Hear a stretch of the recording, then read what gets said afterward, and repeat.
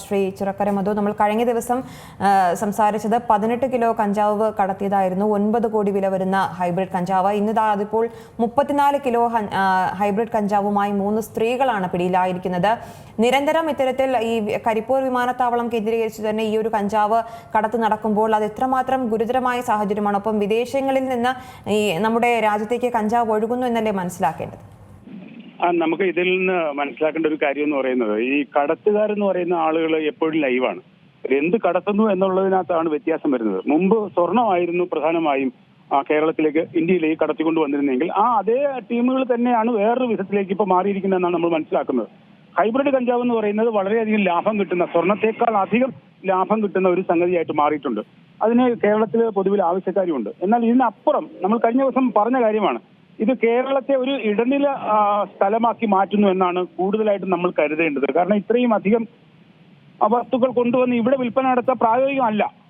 കാരണം ഇത് തായ്ലാന്റ് പോലെയുള്ള സ്ഥലങ്ങളിൽ നിന്ന് കൊണ്ടുവന്നിട്ട് ഗൾഫ് നാടുകളിലേക്കും യൂറോപ്പിലേക്കും കടത്തുന്നതിനുള്ള ഒരു സംവിധാനമായാണ് കേരളം ഉപയോഗിക്കുന്നതാണ് നമ്മൾ മനസ്സിലാക്കുന്നത്.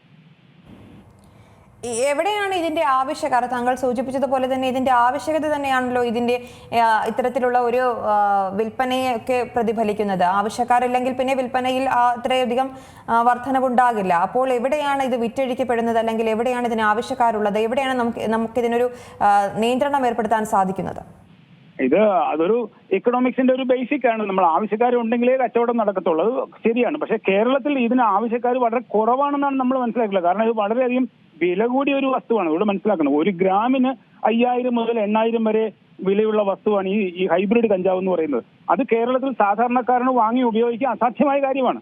അപ്പൊ നമ്മളിപ്പോ കണ്ടിട്ടുള്ളത് തന്നെ സിനിമാ മേഖലയിലൊക്കെയുള്ള കയ്യിൽ ധാരാളം പണമുള്ള സിനിമാ താരങ്ങളോ സംവിധായകരോ ഒക്കെയാണ് ഇതിന്റെ ഉപഭോക്താക്കളായി നമ്മൾ കാണുന്നത്. അതുപോലെ സമൂഹത്തിലെ ഉയർന്ന ശ്രേണിയിലുള്ള ആളുകൾക്ക് മാത്രമേ ഇത് വാങ്ങാൻ കഴിയുകയുള്ളൂ. അത് വാങ്ങുന്നതിന് ആളുകൾ കേരളത്തിൽ ഉണ്ടെന്നുള്ള കാര്യം നമ്മൾ സമ്മതിച്ചേ പറ്റൂ. അത് ഉറപ്പുള്ള കാര്യമാണ്. അപ്പൊ അത് ആരാണെന്ന് പറഞ്ഞാൽ കയ്യിൽ പണമുള്ളവരാണ് എന്നേ നമുക്ക് പറയാൻ പറ്റത്തുള്ളൂ. പക്ഷേ ഇത് കൂടുതലും ഗൾഫിലേക്കും യൂറോപ്പിലേക്കും കടത്തുന്നതിന് ആണ് എന്നാണ് ഇപ്പം നമ്മളുടെ അസംപ്ഷനായിട്ട് വന്നിട്ടുള്ളത്.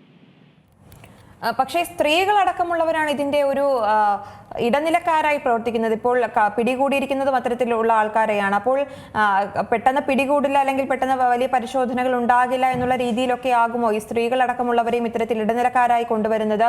ഇത്തരത്തിൽ വലിയൊരു റാക്കറ്റ് തന്നെ ഇതിന് പിന്നിൽ പ്രവർത്തിക്കുന്നുണ്ടെന്ന് മനസ്സിലാക്കേണ്ടത്. നമ്മുടെ സംവിധാനത്തിന്റെ ഒരു സൂക്ഷ്മതക്കുറവും കൂടെ നമ്മളെ ശ്രദ്ധയിൽ വരുന്ന കാര്യമാണിത്. മുമ്പ് സ്വർണം കള്ളക്കടത്ത് നടത്തിയിരുന്നതിന് കസ്റ്റംസിലുള്ള ഉദ്യോഗസ്ഥന്മാർ ഉൾപ്പെടെയുള്ള ഒരു പ്രതികളായ കേസുകൾ നമ്മുടെ സ്റ്റേറ്റിൽ ഉണ്ടെന്ന് നമ്മൾ മനസ്സിലാക്കണം.